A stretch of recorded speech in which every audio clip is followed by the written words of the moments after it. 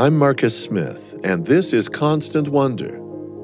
Join me on a quest to find awe and wonder in all creation, human or wild, vast or small, spiritual encounters that move us beyond words.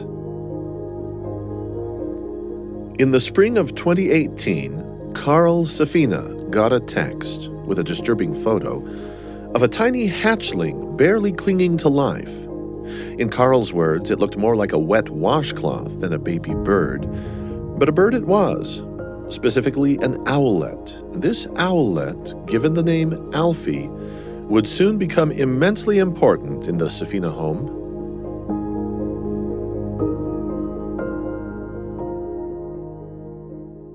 Somebody, I don't know who, found Alfie on his front lawn. She was very near to death. She was in horrible shape. That person called a wildlife rehabilitator. The rehabilitator texted me saying, "Do you know what kind of bird this is?" Because she was so messed up looking. Her down was completely matted, her eyes were closed.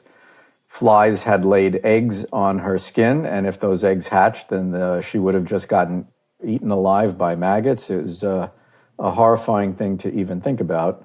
But she was found in the nick of time, and the rehabilitator stabilized her, did a really, really good job of bringing her back from near death.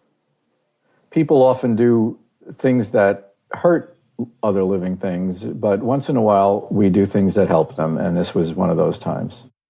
Carl Safina, a preeminent ecologist and nature writer, decided to adopt Alfie, who, as it turned out, was an eastern screech owl. Carl describes this variety as the smallest owl species breeding on Long Island, where he lives. And just to give you a little context about the size of a screech owl. When they're first hatched, they're almost impossibly small. You can't believe how little they are. Their body is maybe the diameter of a quarter when they first hatch. When she was found, she was maybe 12 days old, I'm guessing. She could easily just fit in the palm of your hand. Let me just say that a fully mature screech owl isn't much more than 6 inches long. So the foundling that Carl Safina took into his home was very vulnerable and likely a lost cause. But, undeterred, Carl decided to take up where the rehabilitator had left off and nurture Alfie back to full health. And he's written about his experience in Alfie and Me, What Owls Know, What Humans Believe. Safina is also Endowed Professor for Nature and Humanity at Stony Brook University, and he's founding president of the not-for-profit Safina Center, which promotes conservation. His professional career has focused on marine biology, but his latest book keeps us very much either on dry land or even up in the trees with his story about Alfie. I didn't know if she was going to live. I didn't know if she was going to fly. She had a developmental delay that made it impossible for her to fly. Her feathers didn't come in right the first time. In that first autumn when she was about 4 months old, I didn't know if she would stay around after we arranged what's called a soft release in our backyard. I had no idea that she might get a mate or that any of what unfolded would unfold, or if she had any chicks, that the chicks would survive and fledge. Was there a decisive moment, a turning point, when you said, yeah, I'm committed and I'm going to carry through with this? Because you can't rescue everything. I've been a rehabber. I've worked with hawks and owls kind of a lot. I knew what to do. I had the time to do it, and I just said, well, we'll do a soft release and we'll do that here in our backyard. That was plan A. That was delayed for over a year because of the problem with her feathers not coming in right the first time. And that probably was a result of her nearly starving, drying out, or whatever else was happening to her physically in those hours when she was lying on that lawn and dying. Carl and his wife, Patricia, decided early on that Alfie would not have a cage, which meant that she would have free reign of their Long Island home during the day. And yes, that did mean a lot of cleaning up behind her. She slept in the mudroom at night. And what about food? Well, experienced rehabbers know what to do. You can't just open a can of dog food. That's not going to work for them. So there are people who sell rodents. They sell frozen rodents mostly for people who have pet reptiles, snakes, and a few lizards that eat rodents. And you can easily go online and find a supply. And that's what we did. And then you add a little vitamin drop to each one. And if you have anything fresh, you can give them. Catching crickets was something that I did. Every once in a great while, we have a mouse that's making a hole in our birdseed bags, and I caught a couple of mice and gave them to her fresh. It's good for them to have fresh food because apparently freezing destroys some vitamins. So I am not terribly squeamish about hearing stories of this. Some people might be, but I think it's really fascinating to think like a parent owl. If you're bringing a fresh mouse as a parent owl to a baby owl, presentation is half of taste, right? Does the little animal pick it apart? Does the parent pick it apart? How does that work? It varies. It's just like with children. Anybody who is not a vegetarian does what I did for Alfie. You get meat that you didn't kill, an animal that you didn't kill that you buy. And if you present it to your child and the child is small, you cut it up for them. And then as they get bigger, they cut it up for themselves. That's what owls do. When their chicks are really small, the mother will pull pieces and give it to the babies. And then as they get bigger, they'll just get dropped and the babies will pull the pieces themselves. Was there not a point, I think I read, where you had like a fake mouse involved in this and putting food on it and pulling it with a string or something like that? Yes, I wanted to make sure that she understood that she needs to catch mice. We moved her outside to part of our chicken coop, the outside screened part of our chicken coop. I wanted to make sure that she always was in practice with her capabilities for being a real owl and living the life she was born to live. I wanted to make sure that she knew how to hunt and that she was skilled at catching things that were moving. So I did that. I also sprinkled some birdseed in the part of the coop that she was living in for her protective custody until she could, fly and we could think about opening the door. I sprinkled birdseed in there so that, some mice could come sniffing around and go in the coop. And I know she caught a couple of mice in the coop because I found their remains. So I wanted to make sure that she remained capable of, as I said, living the life that she was born to live. I know enough about you to know that you care deeply about the thriving of life forms on Earth. And I know that there are people who rescue everything from hummingbirds to eagles. To whales. To whales, yeah. And I also know that there's that old thing from Lauren Isley about the starfish and tossing the starfish back. Mm-hmm. One by one by one. There are some 3 billion birds that die with collisions with windows every single year, if I got that figure right. And you're just working with a single little creature. How do you calibrate your efforts there, given what's at stake and the volume, the scope of the problem of saving wildlife? My whole life is devoted in various ways to actually saving wildlife or working on this enormous problem of what's happening to the living world. This was not an attempt to save the world. This was an attempt to save one little owl. And it was a remarkably enriching experience and actually continues to be so for both of us. And you could say the same about people. There are 8 billion people. We are a lot cheaper than a dime a dozen. But if somebody needs to go to the hospital, they've been hit by a car, whatever it is, there's an emergency. You don't think, well, this is only one of 8 billion. You think this person needs help. That's the way it is with wildlife rehab. I do remember being in my early 20s and being part of a wildlife rehab group that I was invited to help create it, actually, by a woman who was a few decades my senior and very experienced with these things. She wanted to create an organization devoted to wildlife rescue. And I was very population-oriented at the time, and I thought, well, what is this going to do? You save a couple of things here and there.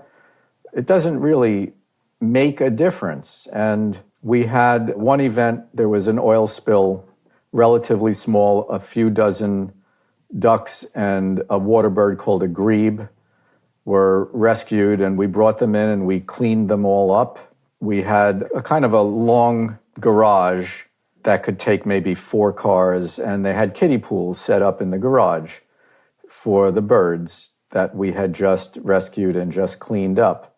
Volunteers for Wildlife was the group's name that Carl Safina is talking about. This smallish incident involving just a few rescued birds also took place on Long Island. And what's interesting here to me is that with ducks, you can feed them a lot of different things. But this solitary grebe, a pied-billed grebe as it happened, one of the smallest grebes in North America, well, it likes only live fish for its meals.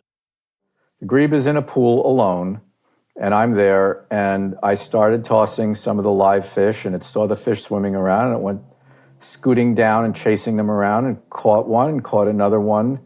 And I thought, well, this isn't saving the world. This is saving this bird. And this bird's life matters to it, and that makes it matter to me. In just a moment, we'll continue the story of Carl's determined work, not just to keep Alfie alive, but to ready her for independence in the wild.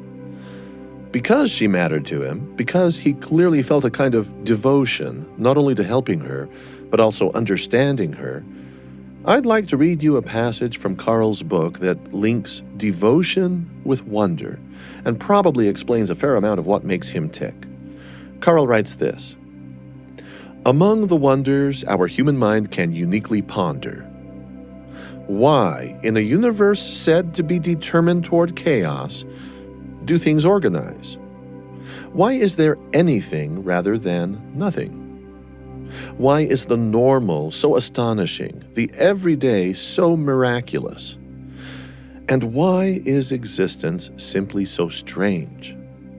That it all is as it is mystery. To want to understand it is devotion." Carl Safina is author of Alfie and Me, What Owls Know, What Humans Believe. I'm Marcus Smith, and this is Constant Wonder. I want to take a moment and recommend another show from the BYU Radio family of podcasts, The Lisa Show. With life's great onslaught, everything that can overwhelm us and add stress to our life, Lisa Valentine Clark, her guests, and Council of Moms provide a practical, positive outlook on our ongoing daily challenges. They tackle problems head-on with wisdom and experience. You'll hear suggestions for better handling interpersonal relationships, useful ideas related to health, technology, body image, family, and a host of other important issues. It's called The Lisa Show, and of course, it's available wherever you get your podcasts. At this point in our story, Alfie has made enough progress that Carl Safina and his wife Patricia have moved her from inside their home to their fully screened-in chicken coop. How did you, little by little, prepare her for the danger and perhaps the exhilaration an owl might have of being loose and out and about? Yeah, I think those are two very appropriate words. I was certainly worried. You know, first of all, she was very, very comfortable in that screened part of the chicken coop. She never tried to get out. I think she just felt very at home. She was there for most of the calendar year of 2019. And in September of that year, we started leaving the door open. Earlier that summer, I started opening the door and letting her come to me for food. Sometimes she'd go up in a tree and I'd coax her down with the mouse on a string. I never knew if this was going to be the last time I'd ever see her. Maybe she would just take off and never come back. And I was very worried about her because even wild owls that are raised by their parents, like most birds, their chances of survival are not very good, especially in their first year. A lot can go wrong. But it was either have her live a totally unnatural life and no chance at contributing anything to the next generations, just be a very pretty little living dead end, or facing what you said, the danger and perhaps the exhilaration of being free. I know the first time she did not land on my hand for food, but actually just went up into a tree, she was taking a lot of very long, good looks around. It was exhilarating to her. She was interested in a totally new view of the world that she was getting. I coaxed her down, but eventually that circle widened. We started to just leave the door open. She went back in the coop a few times on her own because that was home. And then she stopped doing that. Very soon after we left the door open, she did not come back for a week. But then she returned. When she returned, she was not starving. She was not thin. She was good. She just felt that our place was home. No other screech owl female was holding down that territory.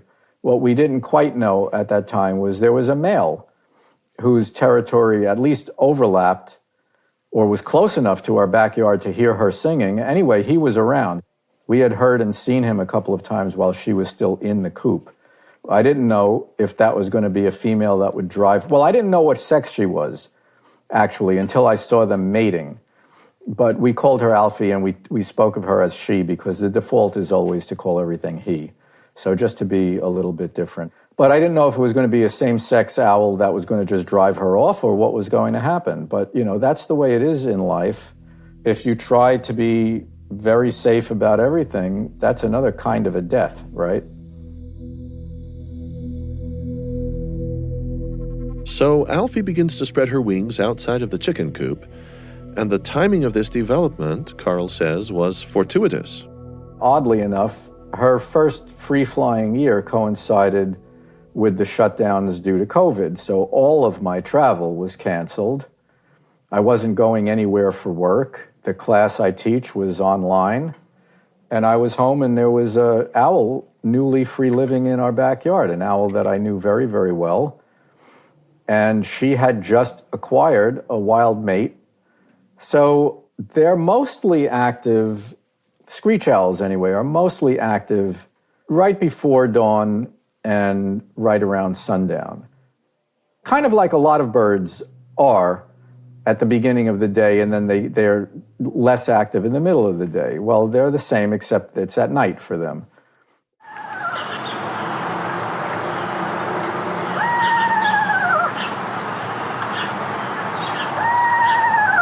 That's Alfie herself in that clip, and I'll let you hear her again in just a moment. And I got up usually in the dark. I'd go outside, I'd locate her by her calling to me or me calling to her. They have two calls. One is a trill, and the other is a whinny. Sounds like a little tiny winged horse in a tree somewhere.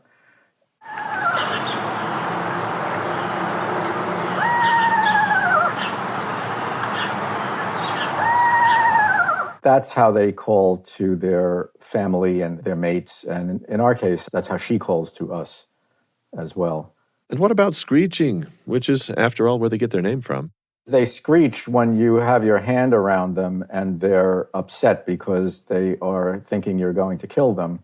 That's a threat call. That's not how they call each other at all. Often she would just come right over and land in a tree a few feet away from me. When I just stepped out the back door, I'd watch the interactions with her and this new mate that she had. They're very, very extended courtship, very tentative with each other at first, and then much more committed. The mate began doing a lot of the feeding. I'd be up watching them for a couple of hours in the morning and 2 or 3 hours at night. That's 5 hours a day. That's kind of a lot of watching. And with one owl that was completely tame, you could just sit literally right next to her, and the male was taking his cues from her. So if she was relaxed around me, he quickly got pretty relaxed around me. If I was 30 feet away, he would do his normal thing. He'd come and bring her food and things like that you would never normally see. And if you ever saw it, you might see it once. You wouldn't see it 2 or 3 times a night for weeks on end. But that was the lucky silver lining in the COVID shutdowns. coincided with the fact that I had nothing better to do, except I had this really great thing to do, which was to get to know this pair of owls. Now, your story with Alfie kind of follows the classic lines of a human and an animal relationship, where the tension has to do with, yes, there's a bond, and yet there's also a sense that the apron strings need to be cut, right? Well, that's what family life is like. That's not an animal story. That's the story of family. So you were family with Alfie. Yeah, very much so. Well, family, that's a word that shares its root with the word familiar. There's this closeness that we can have with an animal. I'm wondering to what extent there's something at stake for you as well as something at stake for Alfie in this relationship when it comes to her departure, her gradual disappearance, occasionally returning perhaps, but then coming, going, finding a mate, maybe not coming back. That could be hard for you, I can imagine. Well, first of all, life is meaningful to any living thing. And so her life was meaningful to her. Her life is meaningful to the continuity of life on Earth, because when living things procreate, that's the next generation. And if they don't procreate, life will come to a total dead end. So there's all of that meaning. And I loved Alfie. Love meaning I wanted to be a positive force in her life. I was trying to figure out how best to do that in the series of compromises between safety and freedom and the life she was born to live. I cared a lot that she survive. I would have been really devastated if she died and it was because of anything I did. I would have been very upset if she died, if a hawk caught her or she got hit by a car or any of the other things that can kill an owl. That would have been upsetting to me. With Carl mentioning procreation and the potential for a younger next generation from this pair of owls, he's prepped us for the next chapter in this story of Alfie's life. It's the circle of life part, where Alfie becomes a mother. But before we reach that important part of the story, I'd like to share with you a little more of Carl's personal view as to why any of this matters. Here on Constant Wonder, it's not infrequent for our guests to underscore the sacred nature of nature, reminding us of the awe and reverence that miraculous living phenomena can evoke from us humans whenever we are sufficiently attentive to what's really going on in this world. In his book, Alfie and Me, Carl Safina points us to the meaning of the word reverence, and then he folds in the words obligation and religion, pointing out that they come from the same Latin root. So I felt perfectly justified in asking him to elaborate on these connections. Do we ever make too much of this? We always make too little of it. There are a lot of people who consider certain buildings and certain books to be sacred and consider no living things to be sacred. This is backwards. Maybe the only thing that really deserves reverence is the process of life and the continuity of life on this only thing we know of in the entire universe that has this miracle going on it. There are people who have devoted their entire careers to looking for life outside of this planet and outside of this solar system. They haven't found any. There are things that exist everywhere in the universe. There's light, there's gravity, all the different atoms, subatomic particles that make those atoms, molecules, some of the compounds, they're everywhere. You look for life and you'd see none.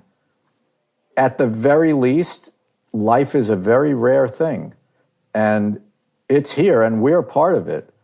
I can't think of anything else that really deserves a sense of reverence, except this miracle that we're part of, that we are often taught not to respect.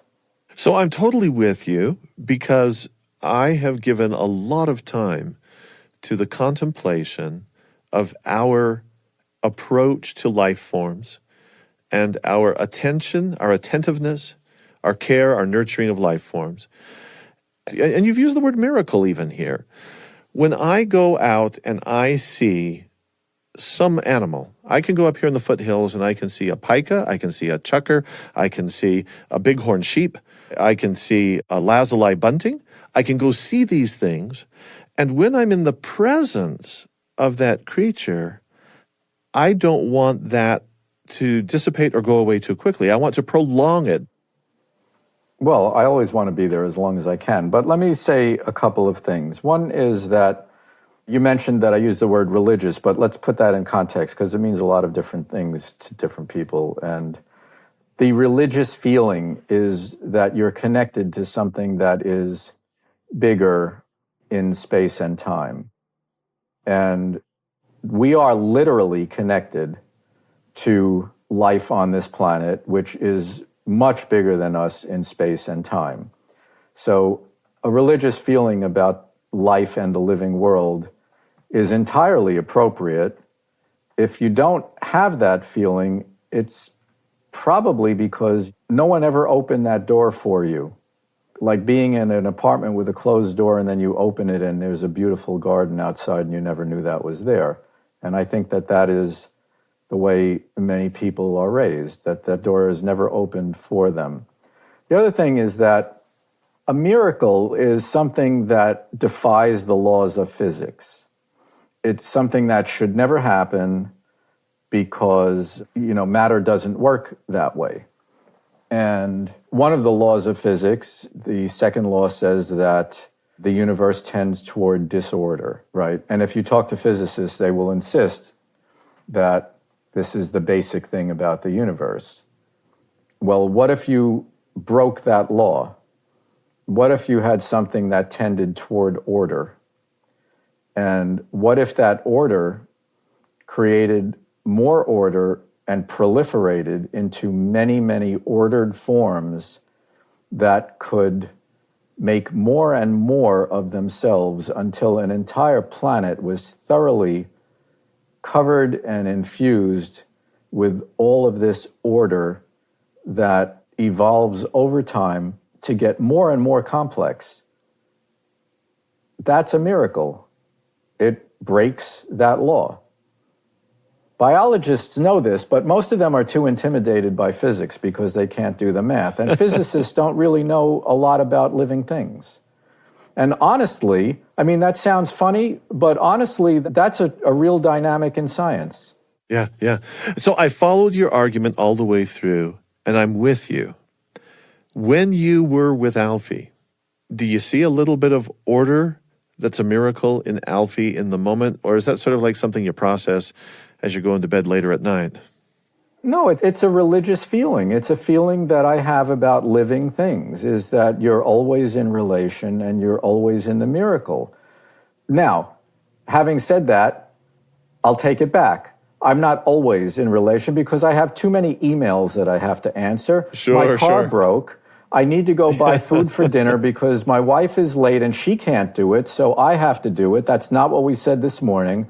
So, right, you can't always live that way 100% of the time, but you can live that way if you're oriented that way, and that can be most of what you feel. If that's the beginning, then you just start to see things, you start to experience things, you start to feel a relationship with the living world that is, here's a word that's been ruined by overuse, but it is awesome. It imbues you with a sense of awe and wonder. And me, I'm trained as a scientist, so I've been given a few tools in my branch of science, which is ecology, to do something about that sense of awe and wonder, to observe well and maybe systematically so that you see things that you might miss otherwise, to have a certain faith and patience that you know from experience that the more you look and the more you watch, the more things you will see that will be revealed to you that you'll say, wow, I never thought that would happen like that. I never thought they would do that. Alfie was constantly surprising me by doing things that I was sure screech owls never do, or was different from her usual pattern. And I thought she was a creature of habit, but not so much sometimes. You would never have been surprised by anything she did had you not been remarkably attentive, observant, and present to her. Yes, and if she had not been tame because of the circumstances of how we came together. You know, I'm also a birder. If you're a birder, you see a screech owl, you see a screech owl. That's the beginning and the end of that, you know, and you say, well, how was the birding today? Oh, it was really good. Yeah, I think the highlight was I saw a screech owl.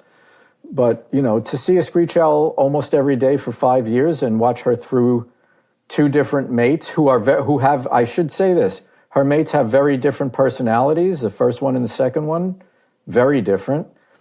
Different to her, different to me. How were the mates different? The first one, I saw him all the time. Every night, I could predict where they were going to meet, when they were going to meet. I'd go out and wait. There he'd be.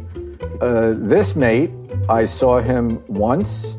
I didn't see him for about 3 weeks. I wasn't sure if he was around at all. Their voices sound different. And the first one, I would frequently see them mating before she laid eggs. You know, there was a lot of sex going on in that honeymoon. This year, I saw them mating once, and he looked very inept. He looked like he didn't know what he was doing. Yet she had 4 eggs hatched, so obviously it was working. Like I said, the first one, he took his cues from her about me. The second one was very aggressive to me, did not want me anywhere near the nest. And once the chicks were out of the nest, they stay with their chicks for about 3 or 4 weeks nearby. And once those chicks were out of the nest, he was very aggressive. He would buzz me threatening and clacking, and they fly completely silently. So if they're not screaming and clacking at you, you wouldn't know that they were coming. And one time, he wanted to make a point, and he silently came full speed and slammed me in the side of the head. You know, it freaked me out. I have to say, it was, you know, to not have any inclination that he was coming, it rattled me. But the first mate never did anything like that. I want to go back for just a moment to your comment about birders can go out. They can say, I had a good birding day. There's, you know, I saw 2 of these. I saw 3 of those. And then you said there's a qualitatively different sort of experience when you are closer to this animal and you have a relationship, like as with Alfie.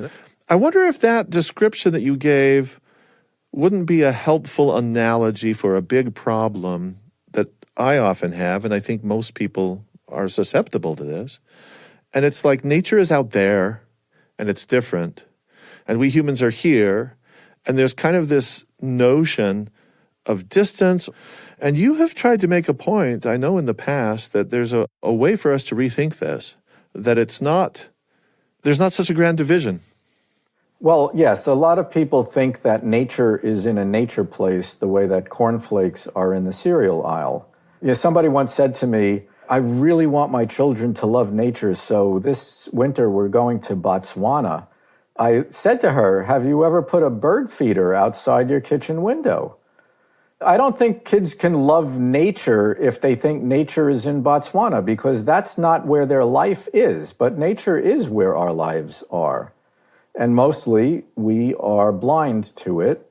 So how does your story, and I'm going to let you explain this, but I believe it's true, your story of being with Alfie and engaged with that animal, it models an antidote for this big problem. It does, and it is. Well, to most people, people are out there at a distance because you go to the store and you buy food from somebody you don't know. Sometimes they're different. You've never seen them before. Sometimes you've seen them, but you have no idea what they're doing in their lives. It's a totally transactional thing. Nature is a completely relational thing, and other cultures have a relational sense of the world. They are concerned about the connections. Down the block here, we have a greengrocer. I go in there and I say, hi, how are you? How's your granddaughter?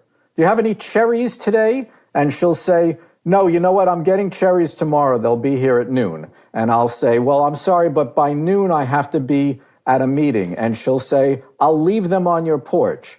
That's a relationship. That's not going to a store and getting something and having no idea where it came from, who gave it to you, or anything like that. So, yeah, this is the tip of a gigantic iceberg. Alfie's obviously better off for your being in Alfie's life. She's better off. You're better off too for Alfie having been in your life? Without a doubt. She's been a gift. She's so enriched my experience the last 5 years to go out in the backyard and have a little owl come over because she wants to be near you. It's like a fantasy. It's like being in the Garden of Eden. You miss her. She's not calling back. You're going out, you're making sounds. She doesn't answer anymore. That will happen someday. That will happen someday, and I will, if it's me and I'm not the one who goes first, I will do what we always do when one of our loved ones ceases to be.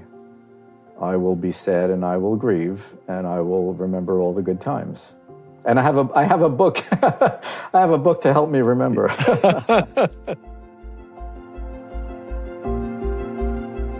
Carl Safina is the Endowed Professor for Nature and Humanity at Stony Brook University, and he's author of Alfie and Me, What Owls Know, What Humans Believe. Our conversation with Carl Safina reminded us of someone we met in 2020 on Constant Wonder, and so we thought we'd bring you a bit of a bonus today. We think you'll enjoy another human meets owl story. But there's at least one important difference in this next segment. It's not a tiny screech owl we're going to be dealing with, but the world's largest owl species, the Blakiston's fish owl. It's a creature 2 feet long with a wingspan 6 feet across. Blakiston's fish owl is a rare animal. It lives on Japan's northern island of Hokkaido and also in the vast tract of land to the west and north in nearby China and Russia. Jonathan Slaght journeyed to Siberia to track and study these owls and find ways to better preserve their habitat. His journey, described here in conversation with Eric Schultzka of our production team, was truly a remarkable and wondrous adventure.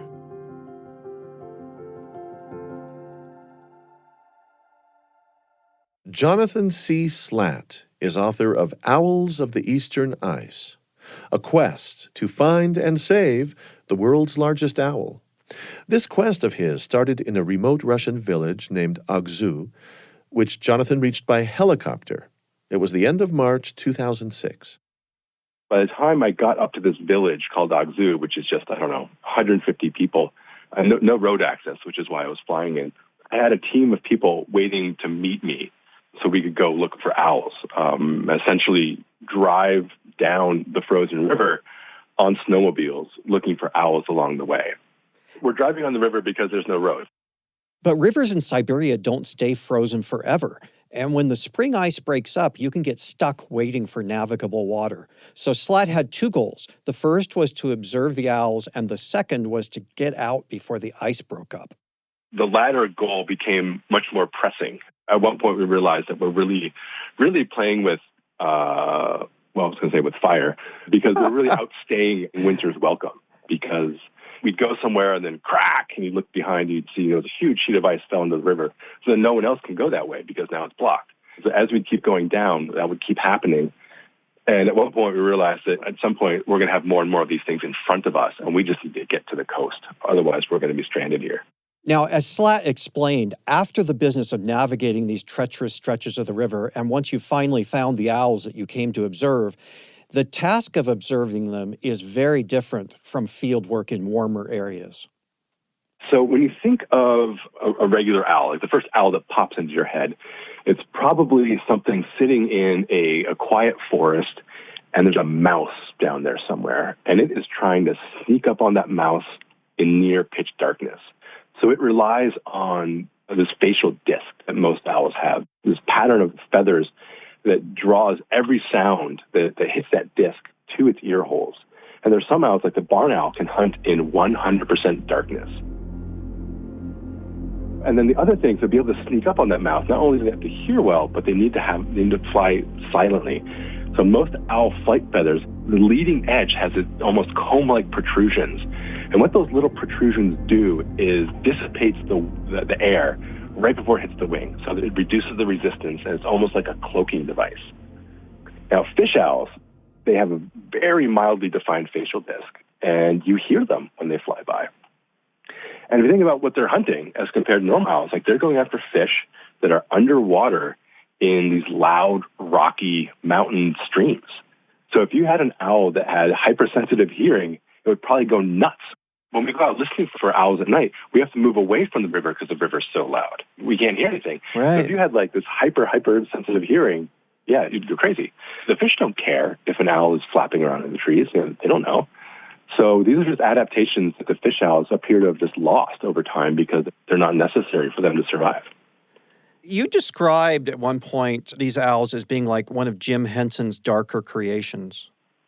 Absolutely. A nestling owl looks like a skeksis from the Dark Crystal. Adult owls look like Mr. Hoots is his name from Sesame Street.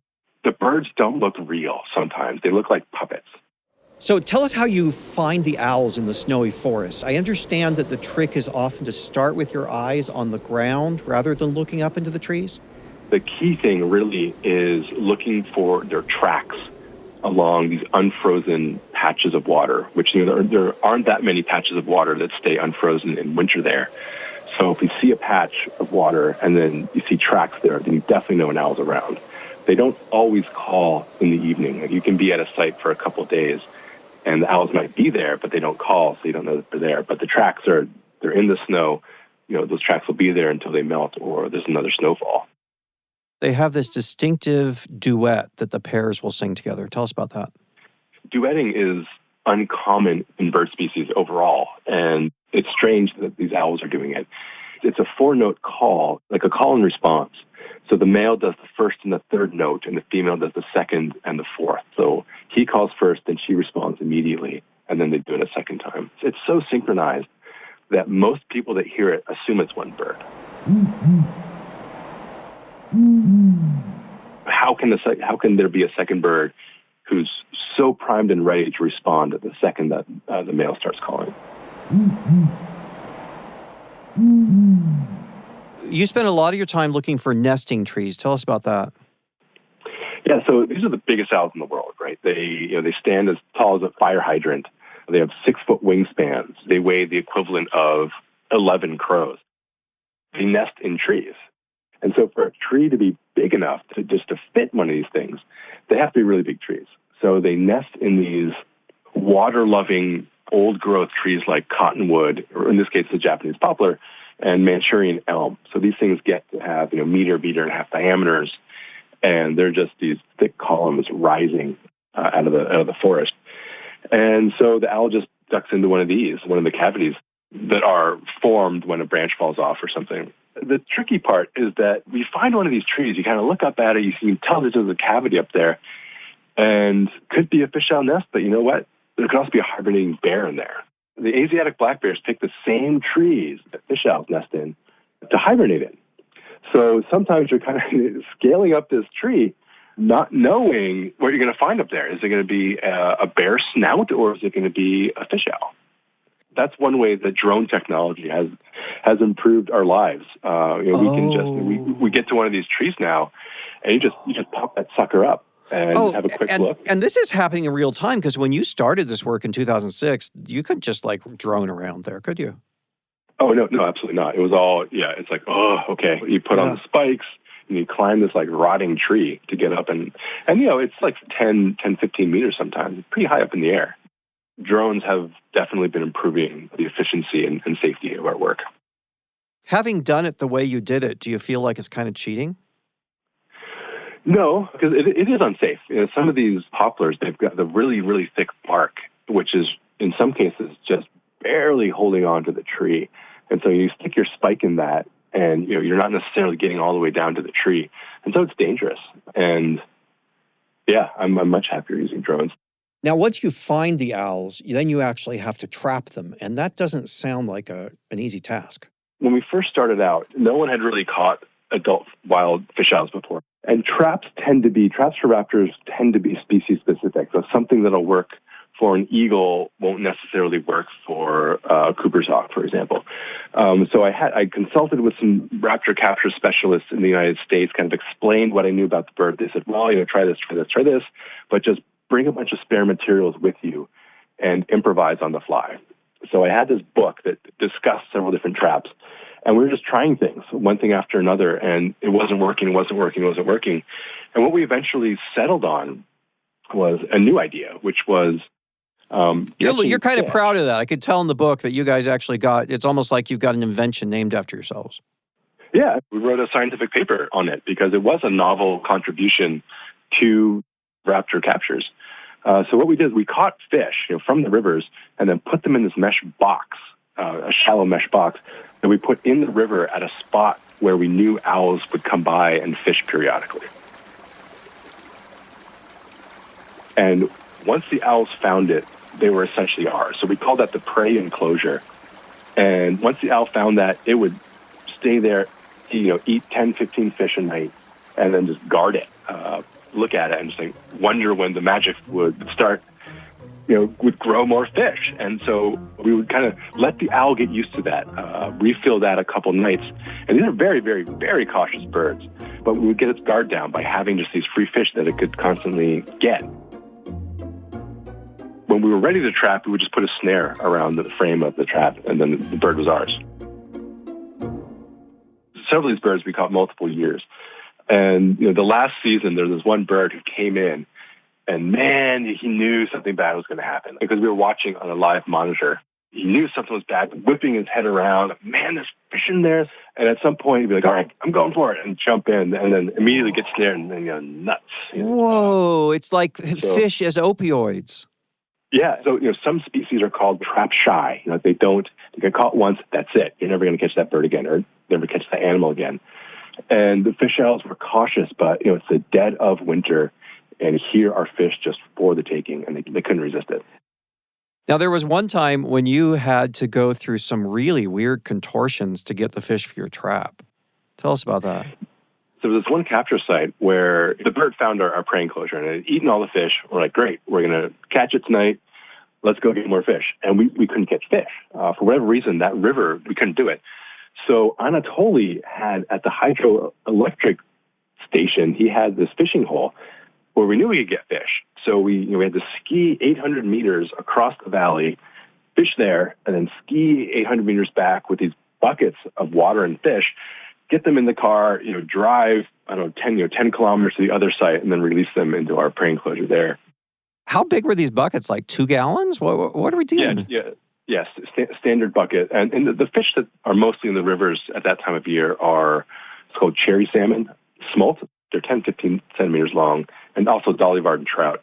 So you could get a bunch of them in a bucket, and they were fine. Yeah, but how do you ski carrying a bucket? Yeah, it's 2 buckets. You have 2 buckets. So I was kind of skeptical about cross-country skiing with a bucket of swimming fish in each hand. So maybe we're looking at a new Olympic biathlon event.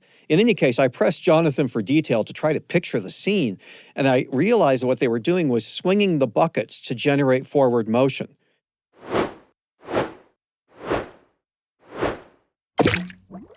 After all the ingenuity required to lure these great birds in, the researchers weren't always sure that they even had the right animal.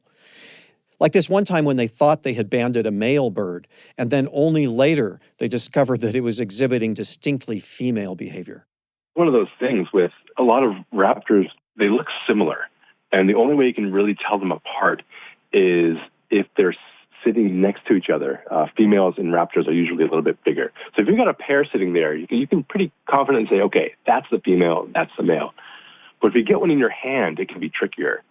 And with fish owls, we were weighing them, but there were so few published weights that it was difficult for us to know if it was a male or a female. And it was only years later, toward the end of the project, where I was reviewing some of my photographs from the captures, and I figured out that females have much more white in their tails than the males do. And that became the conclusive way to tell a male from a female. But in the meantime, you made some big mistakes, and you spent at one point like a couple of weeks trying to catch an owl that was nesting and you were never going to catch because you had banded the wrong one.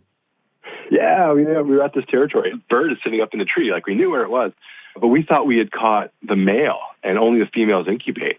So you've got this bird sitting there, and we're just like trying to catch the mate. And then eventually, someone sees a leg band on this bird that was on the nest. And we're like, nuts! That's the one we were trying to catch. We're not going to catch an incubating bird. That's too stressful. We don't want to cause the nest to fail. So we just kind of retreated in defeat. Yeah. And these birds, they will keep the same territory and even the same nesting tree for years on end, right?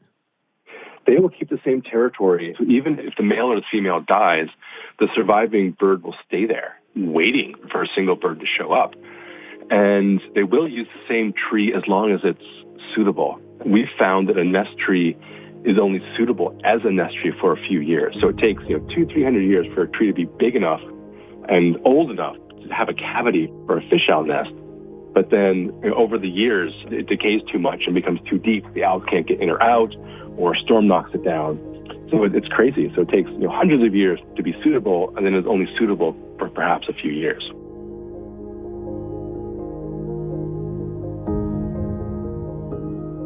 Eric Schultzke of our team in conversation with Jonathan C. Slaght. Slaght is author of Owls of the Eastern Ice, a quest to find and save the world's largest owl.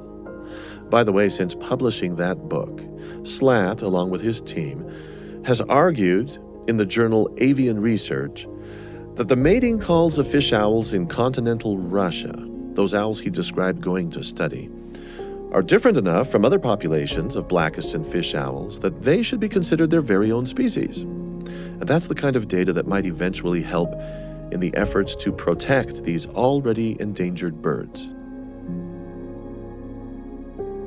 I'm always pleased to let you know that past episodes of Constant Wonder are available on demand. Check out our archives from our website, which is byuradio.org/Constant Wonder, or find us wherever you listen to podcasts. If you enjoy what you're hearing, please give us a 5-star rating on your podcast platform. It helps us so much to get the word out. This episode was produced by Tenery Taylor with help from Audrey Hughes. Sound design by James Call. I'm Marcus Smith. Constant Wonder is a production of BYU Radio. Think again for just a moment about Carl Safina's rehab work with Alfie, that tiny helpless screech owl. This hopeless hatchling, a foundling, not even fledged out yet, about to be eaten by maggots. A few seasons ago here on Constant Wonder, we shared another story of a helpless baby, albeit a mammal, about to be eaten by rodents. Well, to get the story exactly right, a rat had already been chewing away on this helpless creature. If you benefit from the experience of listening to Constant Wonder, be sure to visit our archive of past shows to hear the miraculous story of a professional tuba player named Richard Antoine White. He's the mammal I just told you about, and he's author of the memoir, I'm Possible, a story of survival, a tuba, and the small miracle of a big dream. It's a human rescue story. Season 2, Episode 33. You'll find it at byuradio.org/Constant Wonder or wherever you get your podcasts.